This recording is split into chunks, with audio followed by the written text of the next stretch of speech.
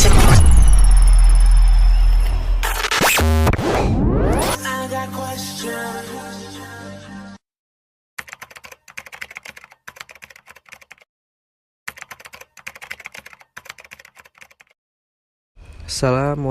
warahmatullahi wabarakatuh. Perkenalkan, nama saya Muhammad Fahri Ramdhani dari Universitas Al-Azhar Indonesia.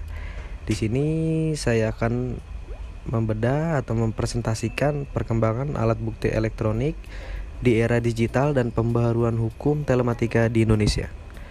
Oke, buat teman-teman nanti bisa bantu saya untuk memberikan saran atau kekurangan tentang materi atau makalah yang telah saya buat dari judul tersebut. Ya, sebelumnya puji syukur saya aturkan kepada hadirat Allah Subhanahu wa taala yang telah melimpahkan rahmat dan hidayahnya sehingga kita bisa menyelesaikan atau kami bisa menyelesaikan makalah pembaruan hukum telematika di Indonesia ini. Langsung saja kita ke daftar isinya. Jadi untuk daftar isi sendiri yang telah saya buat ini, di bab 1 ada pendahuluannya. Lalu di bab 2 nanti kita masuk ke pembahasannya, dan di bab 3-nya itu untuk penutupnya. Oke teman-teman, langsung kita masuk ke bab 1 untuk pendahuluannya.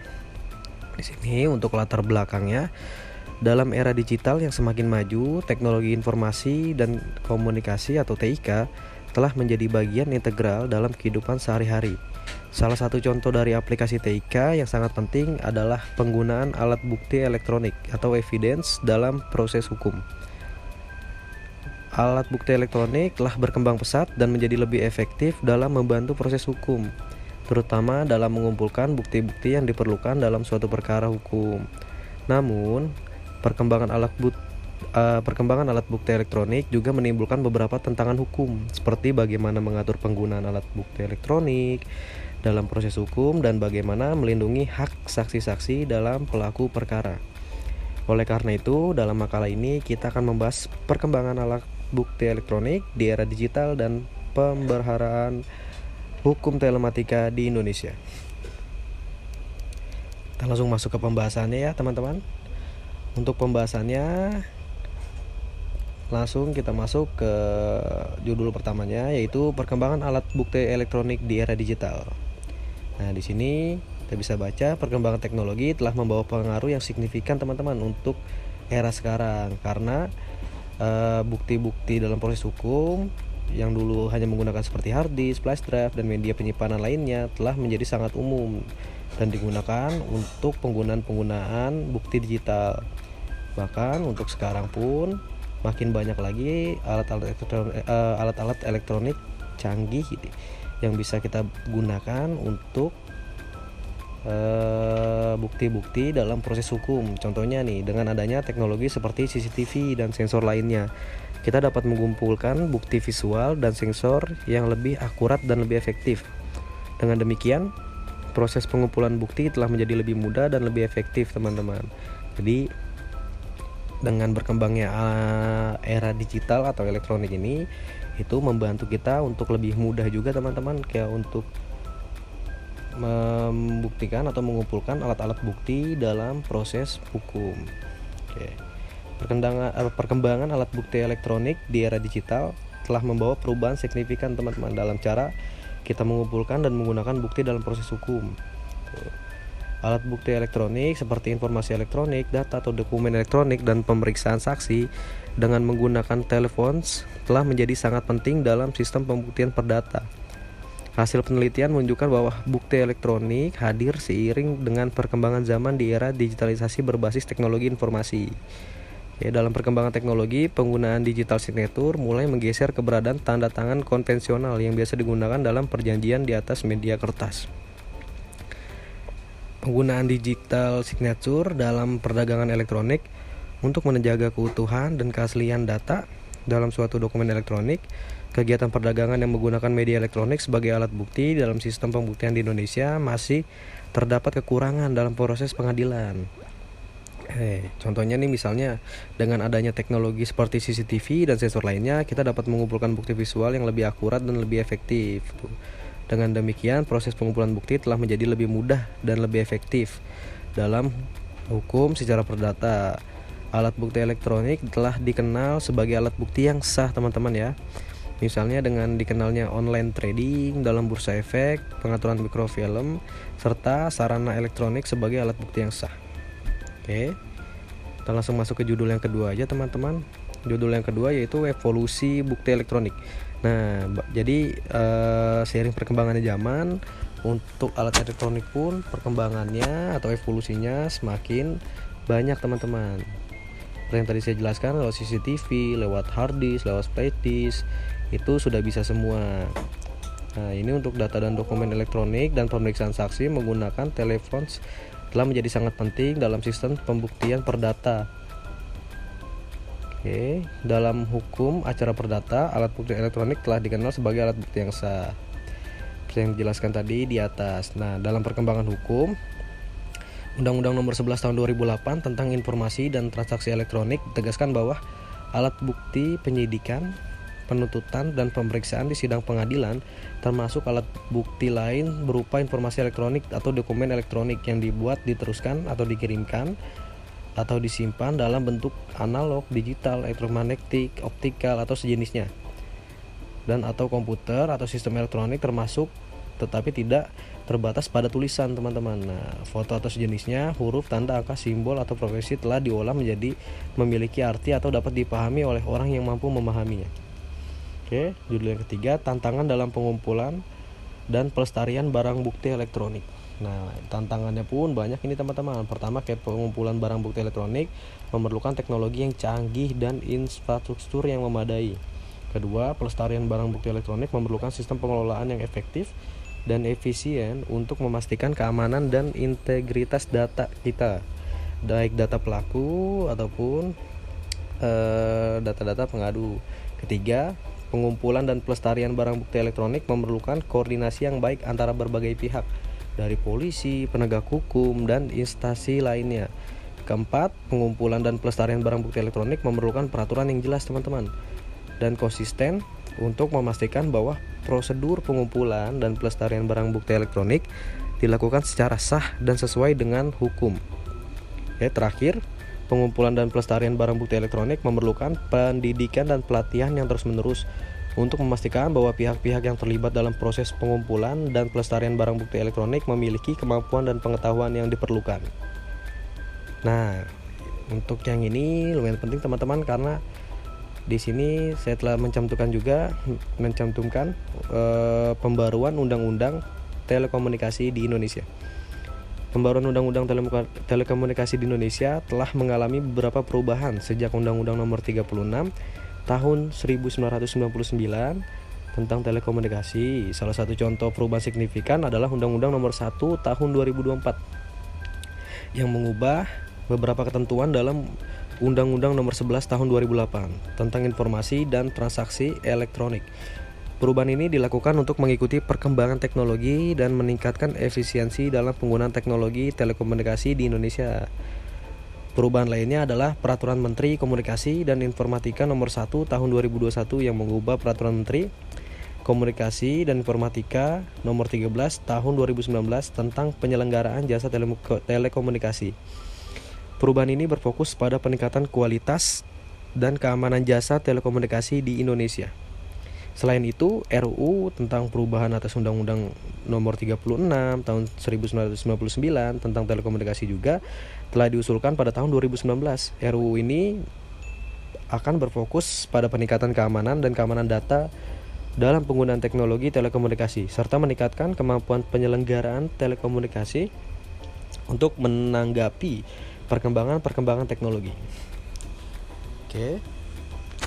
Untuk selanjutnya yaitu pengaruh era digital terhadap pembaruan hukum telematika di Indonesia. Pengaruh era digital lumayan signifikan ya di Indonesia karena telah menjadi kemajuan teknologi informasi dan telekomunikasi. Hukum telematika di Indonesia telah diperbarui untuk menyesuaikan dengan perkembangan teknologi. Beberapa contoh perubahan signifikan yang tadi saya sebutkan ya banyak. Ada Undang-Undang Nomor 11 Tahun 2008, Kementerian tadi, penggunaan teknologi, sensor lainnya, ada penggunaan sistem digital forensik, dan ada juga penggunaan teknologi blockchain, yaitu telah meningkatkan keamanan dan transparansi dalam transaksi elektronik. Teknologi ini telah membantu mengurangi resiko penipuan dan kejahatan cyber dalam transaksi elektronik. Oke, selanjutnya ada perbedaan antara hukum siber dan hukum telematika di Indonesia. Perbedaannya, hukum siber dan telematika di Indonesia terletak pada fokus dan ruang lingkupnya, teman-teman. Nah, hukum cyber di Indonesia itu lebih fokus pada pengaturan hukum yang terkait dengan aktivitas di dunia maya seperti penggunaan internet, sosial media, dan teknologi informasi lainnya. Hukum cyber berfokus pada pengaturan yang terkait dengan keamanan dan perlindungan data pribadi di dunia maya. Sementara itu, kalau hukum telematika di Indonesia lebih fokusnya pada pengaturan hukum yang terkait dengan sistem informasi dan sistem komunikasi, khususnya yang diselenggarakan melalui teknologi telekomunikasi. Hukum telematika juga berfokus pada pengaturan hukum yang terkait dengan keamanan dan perlindungan data strategis, harkat dan martabat bangsa, pertahanan dan keamanan negara, serta Badan Hukum Indonesia. Untuk yang selanjutnya, yaitu pelanggaran yang termasuk dalam hukum telematika di Indonesia. Nah, ini penting, teman-teman. Jadi untuk mengetahui pelanggaran-pelanggaran apa saja yang termasuk dalam hukum telematika, karena masih banyak masyarakat Indonesia yang buta kayak akan hukum telematika atau hukum yang berbasis elektronik atau digital, teman-teman. Nah, ini ada beberapa yang meliputi aspek seperti pengaturan hukum pada ranah aktivitas dunia cyber. Contohnya ya, pengaturan hukum pada ranah aktivitas dunia cyber meliputi penggunaan internet dan keperluan bisnis komunikasi. Lalu ada pengaturan hukum pada ranah telekomunikasi. Contohnya, pengaturan hukum pada ranah telekomunikasi meliputi pengaturan jaringan telepon nirkabel, sistem GSM, dan CDMA, serta pengaturan jaringan internet. Selanjutnya, pengaturan hukum pada ranah informasi. Contohnya yaitu hukum pada penggunaan teknologi informasi dalam bisnis seperti e-commerce, dan pengaturan hukum pada penggunaan teknologi informasi dalam pendidikan seperti penggunaan teknologi informasi dalam proses belajar mengajar. Nah, ini nih teman-teman, pengaturan hukum pada ranah informasi sempat viral juga kemarin itu, yang ada kecolongan data tentang data-data untuk pembuatan kartu KIP kalau nggak salah ya, teman-teman ya, yang bocor atau dihack oleh hacker. Dan parahnya lagi, untuk basis pemerintahan kita yang mengurus itu tidak memiliki data backup untuk data tersebut, teman-teman. Nah, lalu ada pengaturan hukum ranah cyber law, pengaturan hukum pada ranah net neutrality, pengaturan hukum pada ranah perlindungan data. Nah, selanjutnya, hukum telematika di Indonesia mempengaruhi keamanan data pribadi. Hukum telematika Indonesia mengaruhi keamanan data pribadi dengan cara mengatur data pribadi dikumpulkan, disimpan, dan digunakan. Seperti yang disebutkan Undang-Undang Nomor 11 Tahun 2008 tentang Informasi Transaksi Elektronik atau ITE memuat pasal 26 yang menetapkan bahwa penggunaan setiap informasi melalui media elektronik yang menyangkut data pribadi seseorang harus dilakukan atas persetujuan orang yang bersangkutan. Oke. Selanjutnya, definisi hukum telematika di Indonesia. Nah, definisinya itu di Indonesia diwujudkan sebagai suatu bentuk hukum yang mengatur aspek-aspek hukum terkait dengan sistem informasi dan sistem komunikasi, khususnya yang diselenggarakan melalui teknologi digital. Oke, istilah telematika sendiri berasal dari bahasa Perancis yaitu telematique, yang berarti pertemuan jaringan komunikasi dengan teknologi informasi. Oke, teman-teman, langsung ke bab 3, kesimpulan atau penutup dari pembahasan kita ini atau makalah yang telah saya bikin. Kesimpulan makalah yang saya buat dengan tema perkembangan alat bukti elektronik di era digital dan pembaharuan hukum telematika di Indonesia adalah bahwa teknologi informasi dan komunikasi telah mempengaruhi cara kita mengumpulkan dan menggunakan bukti dalam proses hukum. Alat bukti elektronik seperti informasi elektronik, data, dokumen elektronik, dan pemeriksaan saksi dengan menggunakan telepon range telah menjadi sangat penting dalam sistem pembuktian perdata. Perkembangan teknologi telah membawa perubahan signifikan dalam cara kita mengumpulkan dan menggunakan bukti. Hukum telematika di Indonesia telah diperbarui juga untuk menyesuaikan dengan perkembangan teknologi, memastikan bahwa hukum dapat berjalan efektif dan efisien dalam era digital, serta melindungi hak asasi manusia dalam era digital. Jadi kalau dari kesimpulan teman-teman, hukum telematika sendiri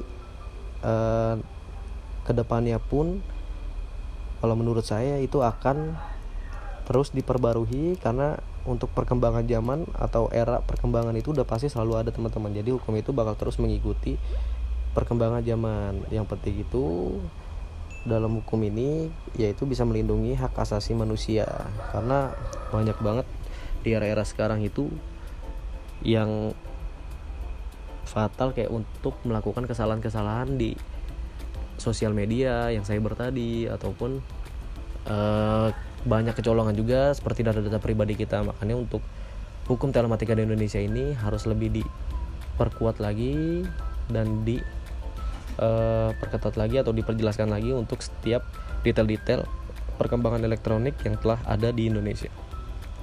Oke, sekian presentasi dari saya atau pembahasan tentang materi hukum telematika di Indonesia. Kurang lebihnya mohon maaf. Wassalamualaikum warahmatullahi wabarakatuh.